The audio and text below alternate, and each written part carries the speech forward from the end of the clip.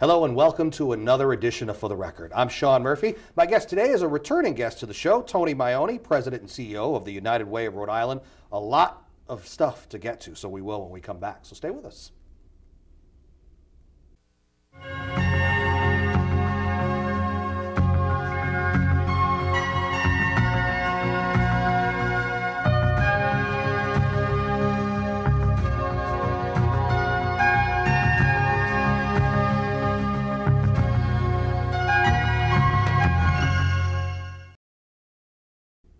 Welcome back to For the Record. I'm Sean Murphy. My guest today, Tony Maione. He's president and CEO, and always has a difficult name to pronounce for me anyway. United Way of Rhode Island, a returning guest. Welcome back to the show. Thanks, Sean.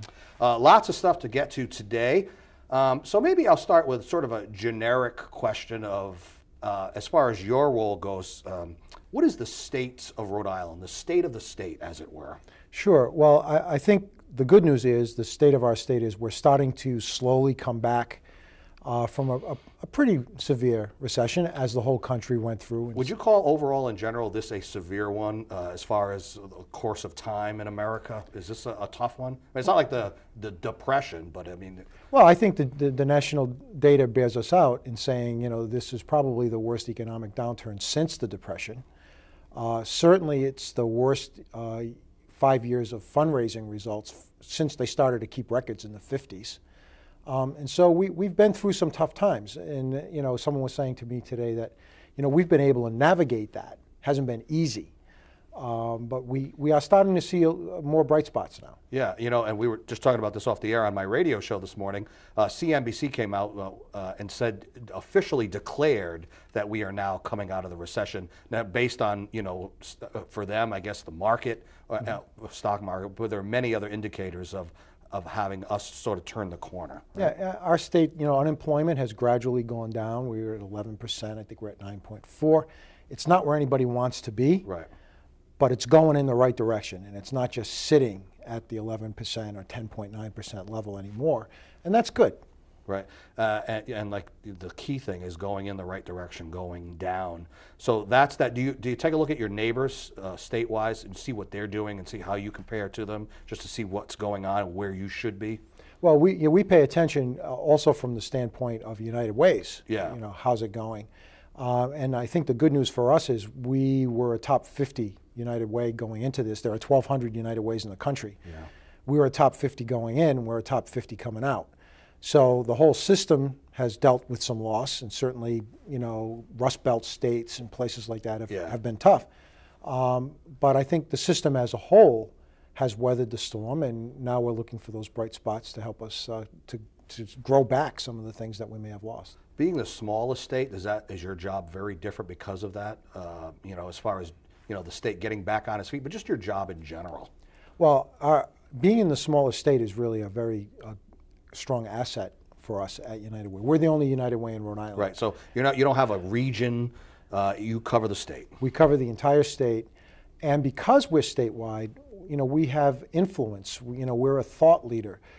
Government officials talk to us all the time about how to help solve social service problems. We're a player at the State House. Mm-hmm. We're able to pass a $50 million affordable housing bond 5 years ago and a $25 million affordable housing bond this past legislative session. And so we can have a very big impact across the whole state. But you're not really a lobbyist per se, or do you lobby for certain things in that respect as far as the definition goes? Or do you just wield influence, so to speak? We lobby for causes. Okay. And so we did lobby. We called upon the governor to put this last bond issue in his budget, which he did. And then we certainly, we're not allowed to lobby for a political cause. Right, right. But we could lobby and we could educate people around the benefits of an affordable housing bond, which you can imagine, you know, benefits to the construction community, benefits to lower income workers, benefits putting people back to work, all of these great things. And the state of Rhode Island population agreed with us and passed the second affordable housing bond. If you think about that, we spent maybe $150,000 or so to help get that bond passed. If we'd have put that directly into building affordable housing, we would have built 2 units. Yeah, and then that's where that money would have went. And that's what else would you we'd have be had done. from it? Yeah. This is going to be 600-700 units of affordable housing because we leverage that money into a much larger bond So issue. being smart with money, knowing what to do with it and where to put it is, exponentially more important and more useful than just building a house per se. And it's again, it's that wonderful asset of being a big player in the state of Rhode Island. So we can leverage our money, and we always think about how we can do it, either by attracting other funders into the mix, or by attracting state money into the mix, or by simply influencing something that just changes the whole conversation about a certain social problem. So, since we were talking about the economy and the recession, and you specifically mentioned housing, that is, off the air again, we were talking about how that was like sort of the first indicator of the recession when that kind of tanked. In Rhode Island specifically, do you see an upswing in that? It's coming back in Rhode Island. The interesting thing about the bond, a lot of this bond will go into rental units. And so Rhode Island led the league in foreclosures for a long time. And what happened then was we took maybe 3 families who were in tenements. The landlord got turned upside down, foreclosed that property, took 3 families and put them into the rental market looking. Cost of rent went up.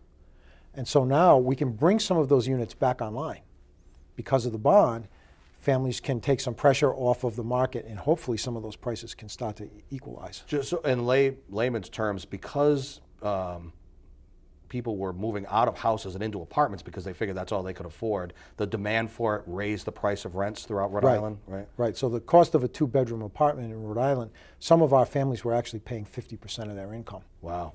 And your banker would never let you do that if you were going to buy a house. Right. And then at the same time, there were lots of empty houses because people got them foreclosed on or just couldn't afford to own them in the first place. Whole neighborhoods, especially in the inner city, where you had an absentee landlord buy 5 places and using one to leverage the other. That landlord goes under. 15 families go out, 5 places become abandoned, and things happen. So somebody else just doesn't take it over and it's business as usual? No, it's locked up because it's in foreclosure. Oh, so the banks. And so the bank has, some of the banks have had these things locked up. That's the other good thing, is they're becoming unlocked now. They're becoming available. Copper piping may have been ripped out. Yep. That's valuable. They may have brought down the values in the rest of that neighborhood. Well, now that's beginning to tick back in the other direction. During this recession, were people still willing, and I find myself asking this question of a lot of guests, were they still willing to dig into their pockets and wallets and purses to help out in some way, even during it? Yeah, actually, we're encouraged. Certainly, giving is the ultimate discretionary act. And it's usually down on the list of their ability, their priorities. If you're uncertain. Right. And so we went through a period in 2008 where businesses and people were very uncertain about the future, and they kind of clamped down. As the certainty comes back in and people start to feel a little bit better, they feel a little more secure, giving comes back. And there were some wonderful stories, even at the height of the recession, where I had someone stop me at a United Way presentation and say, I'm on a diet, I'm not eating lunch. The $5 a week I'm going to save, I'm going to give to the United Way because you're going to help people. And those stories would bear us up as we tried to struggle through it. And he's right, because for that $5, you can help 2 callers to the 211 line. I want to ask you specifically about the corporate aspect of the ability or willingness to give, because that's a huge thing, even in a small state like Rhode Island. So talk about that a little bit. Yeah. So it was mixed, and so some corporations give out of profits. And if you think of 2008 and 2009, corporate profits were dramatically down. Yeah. And so some of that giving had to be adjusted. And then we have some companies who really were doing fine and were stepping it up to help us out. Overall, it was for a period of time, it was a negative picture for us. We weren't raising more money. But again, there were pockets that were really bright, companies that really went to the well. Even during this whole thing. Where they really promoted United Way, saw us as the vehicle because of the size and because of the stability, and probably because our overhead is paid for by a trust. Right.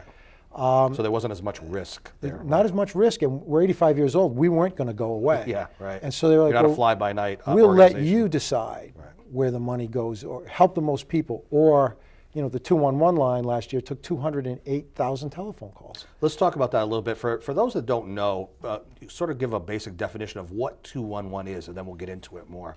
211 is a national system of information and referral. So you dial the numbers 211 from any phone. You'll be connected to a human being who is looking at a database of about 4,000 resources to help you. with anything. So it doesn't, so it's not just for lower income people, it's for anyone. So you could be middle income, even wealthy. You call in and they'll connect you with what you need. So the great thing about that is it's actually a person. Not a computer, not an automated. Not an animated, automated system. And what happens is, so we might have an elderly person who calls up and says, I'm not eating. We'll say, why are you not eating? I'm saving all my money for my prescriptions. We may know a place where you can get prescription help. And now you've freed up that money that you can now go buy the food that you need. Or you could connect them to like Meals on Wheels or something like that. There are a multitude of avenues that they can, the 211 people can go to from there to refer this woman. And so if you're just a person, needs tend to cluster. You might have 2 or 3 needs in your family. You might not know. You don't have access, although if you go to our website, you can have access to the same 4,000 resources we do. You may not even know that exists. Now you're talking to a person who can work with you around what do you qualify for, how do you get connected. In the recession, we have just been growing. Is that right? Leaps and bounds. Did you have to just bring on more people just to handle calls? We did. We actually added 2 full-time equivalents to handle the calls. We've also, the other addition to 211 is that during a time of a disaster, we are the state's go-to place for information referral during a disaster. How did you handle Sandy, by the way?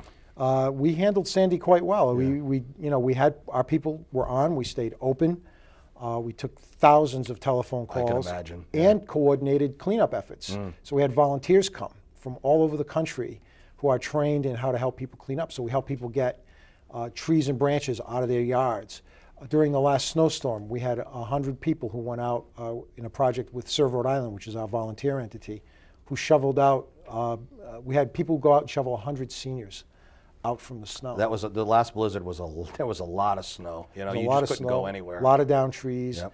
And so during that storm alone was 20,000 calls to the line. So that alone helps raise the visibility. Sure. And as people become aware of it, they are using it more and more. Yeah, and it's amazing how, in a sense, unfortunately, at times when a tragedy occurs is sometimes when the word is out more, but that's when you're needed in a lot of cases too, Yeah, and in a recession, 2 things are always true. Need goes up and funding goes down. Yeah. And that's true for every nonprofit everywhere.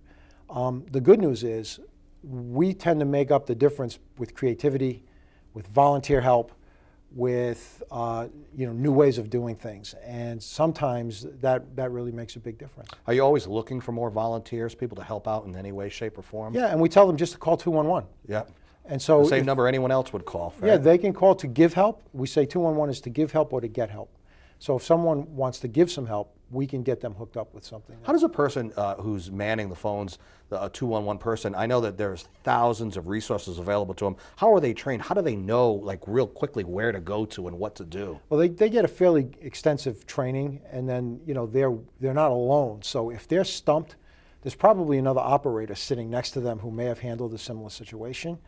So between the database, we have a lot of experienced people. This is the 5th year of 211's operation in Rhode Island, and certainly it's operated even longer than that around the country. So we have resources that we can draw from and experienced folks teaching others how to do it. Language capacity, we have 175 languages in real time. Wow. Because we partner with a language line where we can do translation. We have Spanish, Portuguese, and a couple of the Southeast Asian languages resident. Who would have thought that a little state like Rhode Island, the smallest, has such a diverse, culture-wise, there are so many different peoples that are living in that small state, Well, Rhode Island has always been an immigration state. Yep. You go back and, Irish and Italian, and now it's just different groups. Our Latino population is growing dramatically. Our Southeast Asian population is very young and growing. And so we're prepared to, work with them and help them just as we would anybody else. Is every resource that's there of those thousands, is it all strictly Rhode Island, or can you refer somebody over the border somewhere or somewhere else if that's the most appropriate thing for them? Well, being so small, sometimes there is a resource just over the line. Yeah. We'll that's a good point. Yeah. We'll look, according to your zip code to see what's in your area. If we're stumped, there's a 211 across the border in Massachusetts. There's another one in Connecticut. Right. So yeah. it's not a hard thing to get somebody hooked up. Now, you had mentioned when you were describing 201, it's not, you said it's just not for like low income people. Is there sort of a stigma, or is there sort of a stereotype, like it's designed for just people of a certain demographic or income level or something? Well, in the last 5 years, our growth population has been people who are affected by the economy. And so a lot of times what happens is the call starts with, I'm really embarrassed, I'm really sorry, I want you to know I used to be a donor. They're apologizing, right? Yeah, and if you do surveys, and we've done some surveys of donors and the general public, and one of the reasons why people don't ask for help is that they're embarrassed. Yeah, there's a pride issue. Yeah. You know, for anything. I just did a show on illiteracy, and one of the big problems with you know, fixing yourself or, you know, getting out of the rut is your pride gets in the way to ask for the help. And there are so many avenues available, just like there's so many resources available, but you have to be willing to ask for the help, I guess, right? Well, you have to make that first step, and we always encourage people to, you know, call if you need help. Don't be embarrassed. You know, so many more people needed help in the last 5 years. Yeah. It's not an embarrassment. It's nothing about you. And if we can help you out, you used to be a donor and we can help you out, we feel really good about that. Yeah. You know what, and you can be somewhat anonymous. You don't have to give your life history to the person on the phone talking, so you don't really have a reason. I know it's embarrassing depending on what the subject or the topic is, but you can just give as much information as you feel comfortable with. Right? Well, to us, certainly, Yeah. you know, we have to ask some questions to Sure. figure out where you need to go. You will have to tell someone somewhere. Yeah. In order to receive the service. Right, but that's, you know, you're getting your life back together or the service, whatever it is you need. Right. So, you know, we are coming out of the recession, and so big plans, big doings for the United Way of Rhode Island in the future now that maybe you have the capacity to be able to do more or serve more. What's the future? What else do you want to get the word out about? Well, you know, we've got some new projects that I think are really exciting.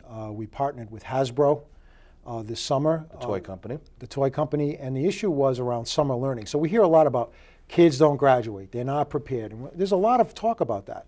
Well, one of the things you can do for kids is not have them lose 2 months of education over the course of a summer.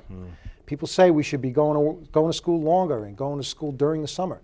Well, we came up partnering with Hasbro, who had some expertise of their own, with the Hasbro Summer Learning Initiative. By the way, with all the snow we've had, they're probably going to go through summer school anyway. Yeah, just, right. you know. They're going to be in school for a bit. And so what we've done is we've changed up the model. So the model for summer school used to be your worst students sit in a hot, un-air-conditioned classroom and kind of get the information fed to them, and they hate it. They're not interested. They probably don't learn as much because they've already checked out mentally. Right. And so what we did was we came up with a model that says it's for every kid who wants to come. We concentrated in some urban areas. We did reach across our state. 1,000 kids went through last summer.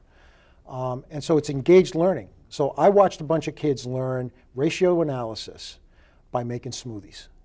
No kidding. How many cups of milk for how many strawberries and how much sugar? They had no idea they were learning ratio analysis. Yeah, they're learning, but they're also doing something they enjoy, and maybe we'll be able to sample the product. Really enjoyed it. Another group of kids learned about soil science by growing a garden in Pawtucket, and then they did service learning by taking the produce and bringing them over to senior centers and talking about the vitamins and things that are in this produce. So they're learning all the time, and they're really engaged, really excited. And then we studied it to see what happened. And we found out that those kids did not go backward over the course of the summer. In fact, some of them started school in September ahead of their grade level. No, wow, really? They bumped up? They bumped up. So they might be 2 months ahead instead of 2 months behind. Wow. And so we're changing the conversation about how summer school should be. And actually, we don't even call it that. You know, we call it's kind of this engaged learning experience. Do you think that kids should have a little bit of a break, though, to kind of not desensitize, but just kind of like have a little bit of downtime to rest, because just to get back rolling again? Or do you think it's a better idea to kind of keep it going, you know? There shouldn't really be a break. I think the kids who went through our program would tell you they had a break. They didn't realize it, but they were learning. They were learning. And they do some creative things. So there were kids in Woonsocket, Rhode Island, who had never seen the ocean. No kidding. Wow, really? Who went to the ocean. Wow. And so they had been learning about... It's called the Ocean State, by the way. That's right. But you know what? If you're a low-income kid, your family doesn't have a car. That's very true. You may not be making the 45-mile trip that we take for granted to the shore. So it was part of a science lesson. They learned about sea creatures and the ocean and salt content and all this, and they went for a trip to the ocean.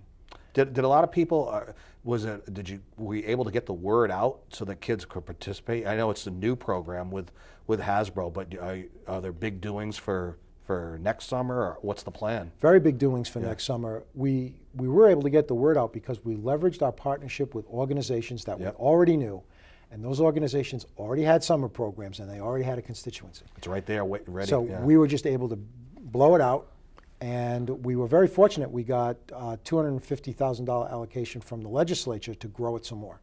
Well, that's the power you're wielding there up at the State House, right? So we come in and we show them $200,000 from our friends at Hasbro, some money from United Way. We show them the results and we say, you should be in this with us. And the legislature agreed. And so they are in it with us. They're our partner now. And that will only continue on. Good press for them too. Politicians always like the good press. It's a good story. That's one thing. So what else? What else we got? So what else do we have? We have some really interesting programs around the chronically homeless. Here's another place where we've changed the conversation. Yes. So in our state now, we do supportive housing, which was very radical. We found the model. We funded the first models. We brought it to the state of Rhode Island. What is the definition of supportive housing? Supportive housing is what we sometimes call rapid rehousing. So you live on the street. In a very short time, we're going to find you a place to live that's not on the street. You may still be actively alcoholic. You may still be abusing drugs. This was the risk that we took. We started with 200 people. We knew the model was successful in other parts of the country. We started with 200 people, gave them a place to live. And a very interesting thing happened. More than 85% of them succeeded in the program, which means they started to get help for their problems. Their life stabilized. They started reconnecting with their family. Maybe got a job. Maybe got a job. And so the cool thing is it was $8,000 a person less expensive than keeping them on the street. Amazing. And people will say to me, how can that be? Keeping people on the street, that must be free. They use the emergency room. They use the police, they use the jail, and they do that over and over and over and over again. When they come into housing, that stops. No more cycle.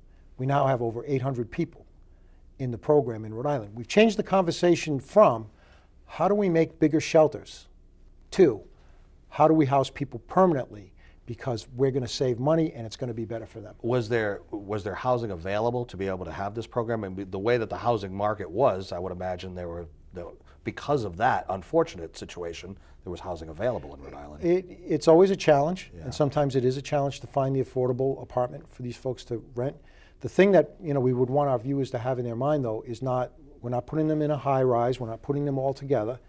They're just like everybody else. They live in the community in private apartments that we rent either from landlords, or in some instances the nonprofit is the landlord. They own the property. And they're successful like anybody else would be. And it's a domino effect again, but this time in the positive. One good thing happens, one step, one little maybe cushion for them to fall on, which is housing. They have a roof over their head. Maybe suddenly they get inspired or they feel good about themselves, and they just take one extra step. You gave them the first step. Maybe they took that first step, getting involved with you. But then one good thing happened, so why not keep it going? I saw an amazing video of one of the participants where he was being introduced to his apartment for the first time. So he didn't know how to work the lock, and he had all these issues. And then he sat on the bed and he said, I haven't had a pillow in 6 or 7 years. And imagine. Yeah. You're out on the street, the pavement is your pillow. The pavement was his pillow. And he had absolutely earned it. He was working with his caseworker. He had a number of things he had to go through. He had to get a birth certificate. He had to get a Social Security card. He had worked his way through all of that. And now this was the reward at the end of that. And you could see that this guy he was very appreciative he was going to be okay. You think one of the biggest hindrances is that people are just unaware of resources and avenues that are available to them to be able to, get your life back on track? Well, in this instance, we really didn't, this model didn't exist. And so there were some people being housed, but by and large, our solution to homelessness was to shelter people in the cold. Yeah. And so we needed to change that conversation. And this is sort of our theme. We want to find permanent solutions to hard social problems. We believe they exist, and so we look for them, and we evaluate it across those kinds of parameters. Yeah, I was going to ask you, how does it get started in the first place? How does a good idea come to you and then you take it from there? How does it where's the beginning, the genesis of it? It works in both directions. Sometimes we're looking. So we had set a goal of reducing the chronically homeless population, of housing them by half. So we were looking for ideas and we were doing research, and we came upon supportive housing. We met the Corporation for Supportive Housing, which is a national entity that promotes this. We encouraged them to come. Government cooperated, which was huge. The governor's very interested in this issue in our state. We have a plan to house the rest of these folks over the next 10 years that the state is invested in. So sometimes we look for the solution, and sometimes, honestly, the solution bangs on your door. Right. It drops in your lap and you says, just go with hey, it. I've got a great idea and I need some money. And so we're listening to those and trying to figure out where we fit.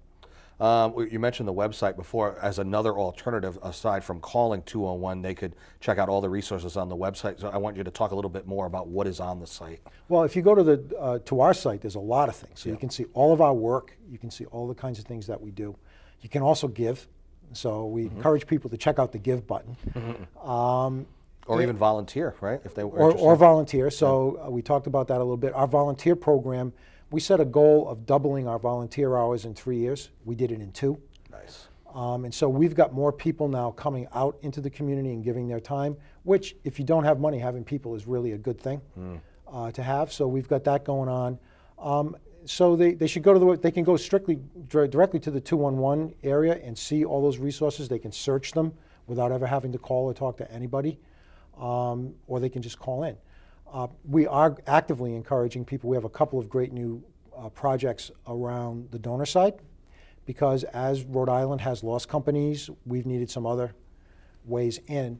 And so we have an incredible women's leadership initiative, which is a giving club. So people pay $1,000 to join, and that money becomes available to do the work in the area that they chose, which is helping kids learn to read by 3rd grade.